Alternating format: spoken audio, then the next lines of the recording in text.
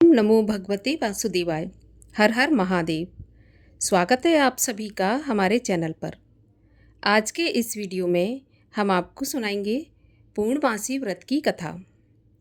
कथा आरंभ करने से पहले आपसे अनुरोध है कि अगर अभी तक आपने चैनल को सब्सक्राइब नहीं किया है, पहली बार चैनल पर आए हैं, तो चैनल को सब्सक्राइब करके बेल आइकन पर क्लिक कर लीजिए।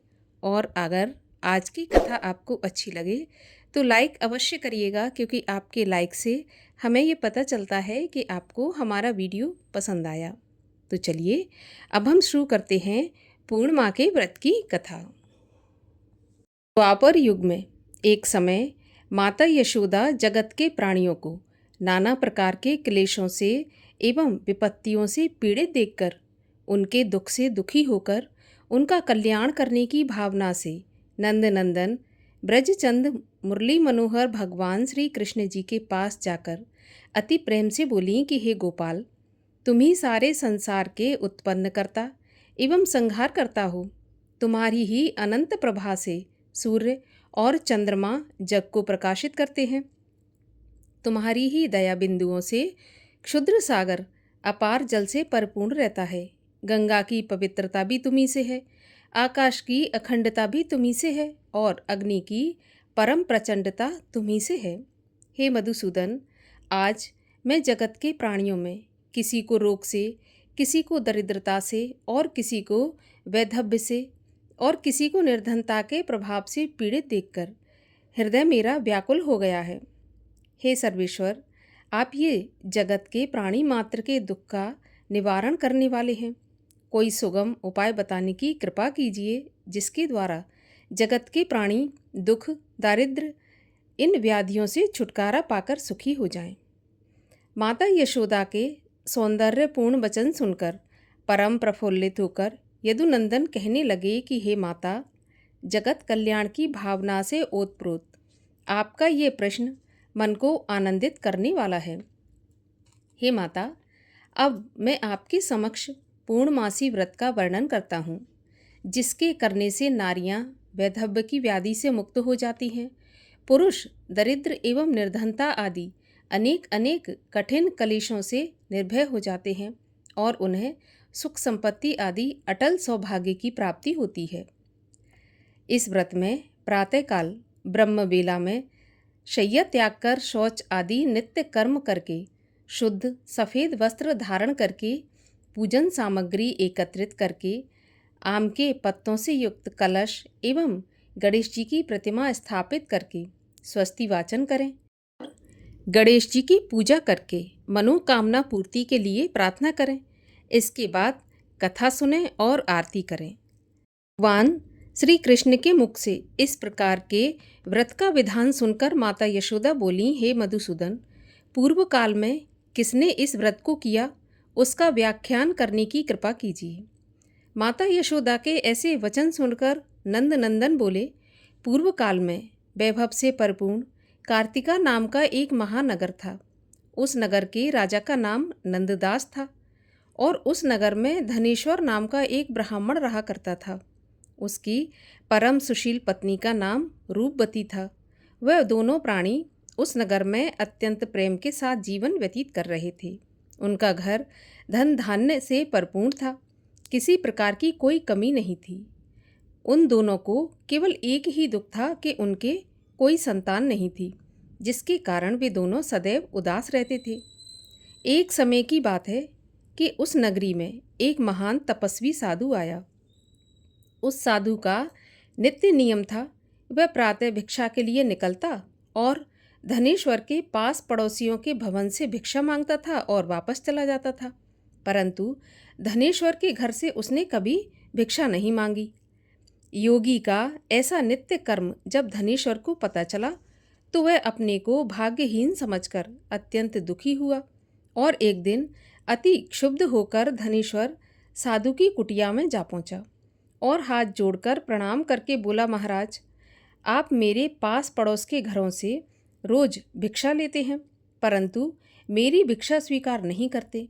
हे महात्मन, मैंने ऐसा कौन सा अपराध किया है जिसके कारण आप मेरे घर की भिक्षा नहीं लेते? तब साधु बोला, निसंतान व्यक्ति का अन्न पावन नहीं होता, उसके ग्रहण करने से पातक लगता है।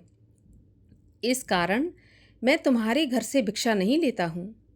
साधु के ऐसे वचन सुनकर धनेश्वर की आंखों से आंसू बहने लगे और वह रोता हुआ साधु के चरणों में लेट गया और बोला, हे महाराज, आप सर्वज्ञ हैं, तीनों काल, भूत, भविष्य, वर्तमान की ज्ञाता हैं। आप मुझे कोई ऐसा सुगम उपाय बताने की कृपा कीजिए जिसके द्वारा मेरा भाग्य उदय हो और मैं इस दुख से छुटकारा पा जाऊं, अर्थात मुझे पुत्र की प्राप्ति हो। धनेश्वर के ऐसे आर्त वचन सुनकर थोड़ी देर विचारमग्न रहने के बाद योगी बोले, हे ब्राह्मण, तुम महामाया चंडी देवी की उपासना करो। उनकी परम कृपा से तुमको अवश्य ही पुत्र लाभ होगा।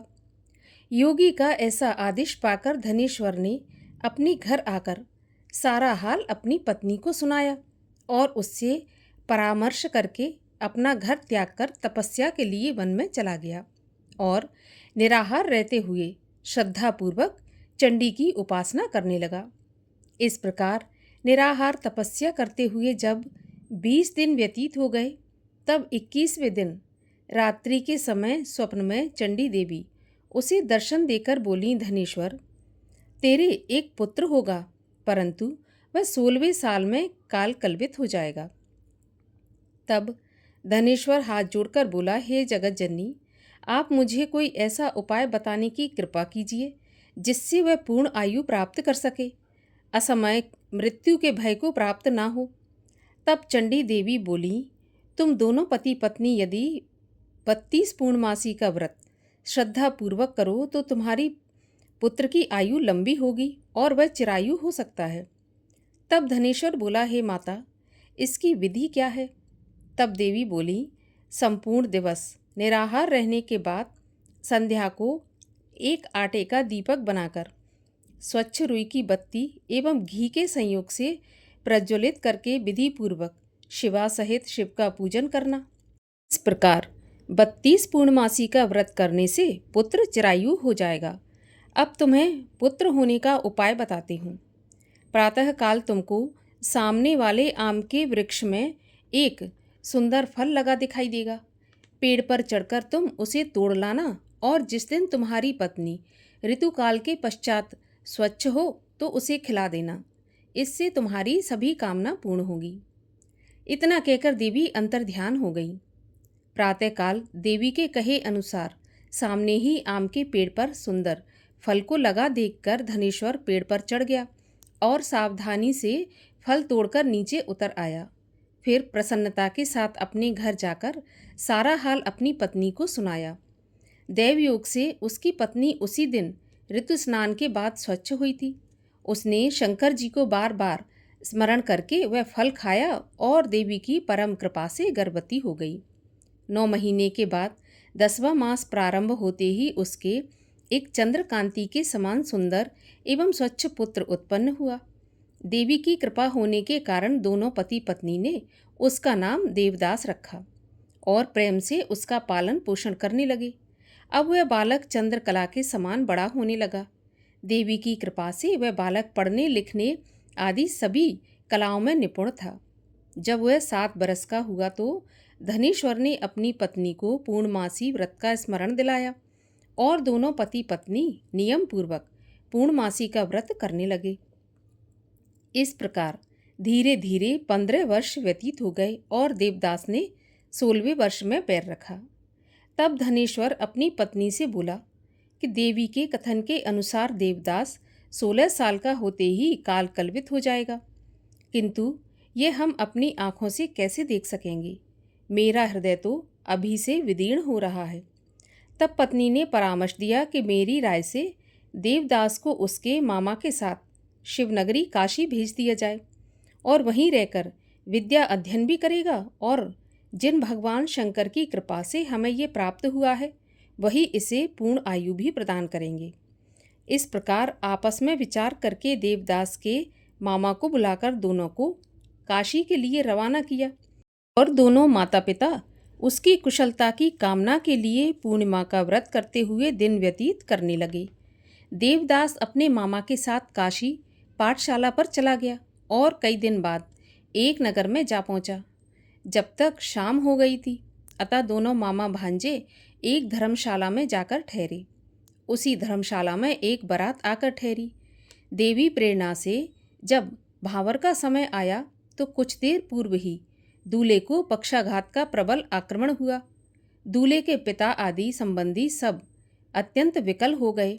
तब किसी ने परामर्श दिया कि इसी धर्मशाला में एक कमरे में वर के समान ही एक युवक ठहरा है, उसे किसी प्रकार से संतुष्ट करके उसी के साथ भावरें डलवा दी जाएं और अन्य जो भी कार्य होंगे वह दूल्हे के साथ हो जाएंगे।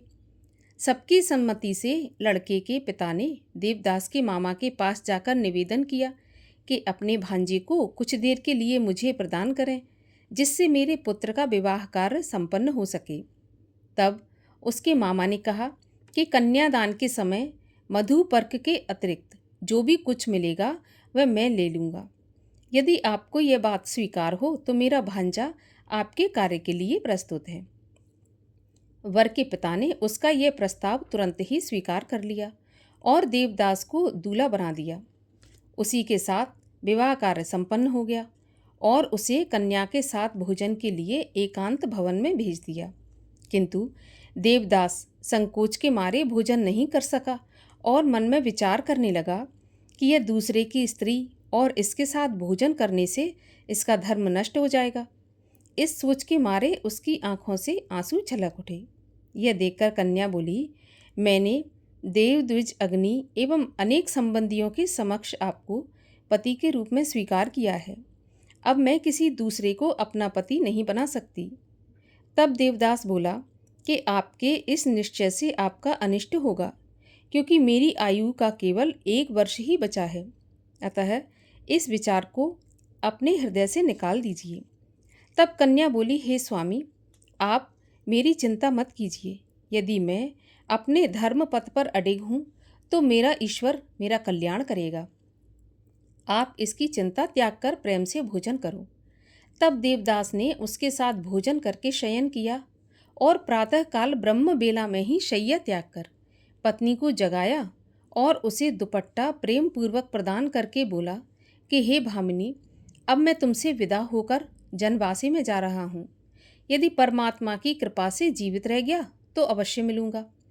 वैसे मेरी मृत्यु और जीवन जानने के लिए तुम अपने भवन में एक उत्तम सुगंध वाली नवपल्लिका का पेड़ लगाना और उसे नित्य प्रति अपने हाथों से सींचना। जब तक वह पेड़ हरा भरा फलता फूलता रहे तब तक तुम मुझे जीवित समझना। कदाचित वह पेड़ मुरझाकर सूख जाए तो जान लेना कि मैं अब इस संसार में नहीं रहा। अतः संतोष के साथ मर्यादा का पालन करना। इतना कहकर पत्नी से विदा होकर देवदास अपने मामा के साथ जा पहुंचा और दोनों मामा भांजे उसी समय काशी यात्रा पर चल पड़े और कुछ काल के बाद काशी जा पहुँचे। इधर सवेरा होते ही बारात विदा की तैयारी होने लगी और समस्त बारातियों एवं वर के साथ वर का पिता मंडप में जा पहुंचा। तब उस कन्या ने वर को देखकर अपने पिता को अपने पास बुलाया और बोली कि आपने जिस वर के साथ मेरा विवाह किया है ये वो नहीं है, अतः यह मेरा पति नहीं है, मैं इसके साथ नहीं जाऊंगी। तब तो सभी बाराती बिगड़कर बोले, तुम्हारी शादी इसी के साथ हुई थी, तुमको चलना पड़ेगा। तब कन्या बोली, मैंने कन्यादान के समय कुछ आभूषण वर को दिए थे, वह दिखाइए, और मैंने क्या क्या गुप्त बातें बताईं इसे वह भी सुना दे। यदि ये सत्य होगा तो मैं जान लूँगी। कन्या के ऐसे वचन सुनकर पक्षाघात से पीड़ित वह वर लज्जित हो गया और समस्त बारातियों के साथ बारात वापस चली गई। काशी जी में निवास करते हुए 1 वर्ष होने को आया तो एक दिन काला सर्प उसे डसने की कामना से उसके कमरे में आया। देवदास उस समय सो रहा था, अतः उस सर्प का आगमन जान नहीं सका और उस सर्प के प्रभाव से देवदास के आसपास की सारी धरती काली पड़ गई। परंतु उस विष का प्रभाव देवदास पर नहीं हुआ, क्योंकि उसकी माता 32 पूर्णिमाओं का अपना संकल्प पूरा कर चुकी थी। अतः देवदास के प्राण नहीं निकले और वह जीवित रहा। सांप के निष्क्रिय होने का समाचार जब यमराज को ज्ञात हुआ तो वह अपने वाहन पर सवार हो देवदास के प्राण लेने को चले। रात्रि का समय था। काशी में काशीपति के गण चारों ओर घूम घूम कर पहरा दे रहे थे। अचानक उनकी दृष्टि यमराज पर पड़ी तो वह उनके आगमन का कारण जानने की उत्सुकता को दबा नहीं सके और यमराज के पीछे पीछे चल दिए। अपने प्रयासों से उनके आने का अभिप्राय ज्ञात कर लिया और यह समाचार देने के लिए वह देवाधिपति शंकर जी के पास पहुँचे और विस्तार से सारा हाल भवानी शंकर को सुनाया। त्रिकालदर्शी शिवजी ने अपनी यौगिक शक्ति से उसकी माता द्वारा व्रतों का संकल्प यमराज के आगमन का सारा हाल गिरजा को सुनाया। यह सुनकर गिरजा मात्र व्यथा से व्यथित हो शिवजी से बोली कि हे स्वामी, मेरा निवेदन है कि आप उस अबोध देवदास को अभयदान दीजिए, क्योंकि ये आपकी शरणागत है और उसकी माता ने भी आपकी पूजा करते हुए 32 पूर्णिमाओं का व्रत किया है। इसलिए उस पर कृपा करके देवदास को जीवन दान दीजिए। भक्त वत्सल भगवान शिव ने गौरा के ऐसे वचन सुनकर हर्षित होकर देवदास के स्थान पर गए जहाँ पर वह प्राणहीन निश्चल पड़ा था। उसके मुंह में एक अमृत की बूंद डालकर अंतर्ध्यान हो गए और देवदास सोए हुए व्यक्ति के समान उठकर बैठ गया और अपने मामा से कहा कि 16वां साल भगवान की कृपा से पूरा हो गया, इसलिए अब घर चलना चाहिए। ऐसा विचार करके घर के लिए चल पड़े। इधर उसकी पत्नी व उसके आदेश के अनुसार नवपल्लिका का पेड़ लगाकर नित्य पावन जल से सींचती हुई अपने पति के ध्यान में मग्न रहती थी। जब यमराज ने देवदास के प्राण निकाले तब नवपल्लिका के मुरझाए हुए पुष्पों को देखकर वह अति व्यथित हो गई और कुछ काल के बाद ही जब देवदास को शिवजी ने जीवित कर दिया तब नवपल्लिका के पुष्प पुनः सुरक्षित एवं पूर्व प्रभायुक्त हो गए। यह देखकर वह आनंद से अपने पिता के पास जाकर बोली, हे पिताजी, मेरे प्राणनाथ जीवित हैं। आप मेरी विनती पर ध्यान दीजिए और उनका पता लगाने का प्रयत्न कीजिए। अभी बाप बेटी में यह बात हो ही रही थी कि बाहर से समाचार मिला कि आपके दामाद देवदास आपके द्वार पर आ गए। तब दोनों बाप बेटी परम प्रसन्न हो शिवजी का गुणगान करने लगे और अपने संबंधियों को एकत्र कर सबके समक्ष उसकी परीक्षा करके और परीक्षा में भली भांति जब विश्वास हो गया कि वही लड़का है जिसके साथ विवाह हुआ था, तब बड़ा आनंद मनाया और 1 सप्ताह तक उसकी मेहमानदारी करने के बाद तमाम दहेज आदि के साथ कन्या सहित विदा कर दिया। देवदास पत्नी तथा मामा के साथ अपने गांव जा पहुंचा। घर में पहुंचकर पत्नी सहित माँ बाप के चरणों में शीश नवाया। माँ बाप परम प्रफुल्लित हुए और दोनों को अनेक आशीर्वाद देकर गले से लगा लिया। धनेश्वर ने अपने पुत्र को मृत्यु भय से मुक्त हो जाने पर बड़ा भारी उत्सव किया और ब्राह्मणों को अति प्रसन्न हो दान देकर संतुष्ट किया। यशोदा नंदन श्री कृष्ण बोले, हे माताजी, जो स्त्रियां श्रद्धा भक्ति से इस व्रत को करती हैं वह वैधव्य की विषम व्याधि से मुक्त होकर अटल सौभाग्यवती हो सकल सुखों की अधिकारिणी हो जाती हैं। मेरे इन वचनों में लेश मात्र भी संशय नहीं है। व्रत करने वाला चाहे स्त्री हो या पुरुष भगवान शंकर की कृपा से संसार के सकल आनंद भोग कर अंत में आवागमन रहित होकर शिवलोक को प्राप्त होता है। बोलिए शिव शंकर महादेव की जय। आइए अब करते हैं भगवान शिव की आरती। ओम जय शिव ओमकारा, स्वामी हर शिव ओमकारा, ब्रह्मा विष्णु सदा शिव अर्धांगी धारा। ओम जय शिव ओमकारा, एकानन चतुरानन पंचानन राजे, हंसासन गरुड़ासन वृषवाहन साजे। ओम जय शिव ओमकारा, 2 भुज 4 चतुर्भुज दस भुजते सोहे तीनों रूप निरखता त्रिभुवन जन मोहे। ओम जय शिव ओमकारा। अक्षमाला वनमाला मुंडमाला धारी चंदन मृग मद सोहे। बोले शुभकारी ओम जय शिव ओमकारा। श्वेतांबर पीतांबर बाघांबर अंगे सनकादिक ब्रह्मादिक भूतादिक संगे।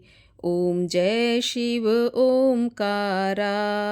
कर मैं श्रेष्ठ कमंडल चक्र त्रिशूल धरता जग करता जग हरता जग पालन करता। ओम जय शिव ओमकारा। ब्रह्मा विष्णु सदा शिव जानत अविवेका प्रणवाक्षर के मध्य ये तीनों एका। ओम जय शिव ओमकारा। त्रिगुण शिव जी की आरती जो कोई जन गावे कहत शिवानंद स्वामी इच्छित फल पावे। ओम जय शिव ओमकारा। बोलिए शिव शंकर महादेव की जय।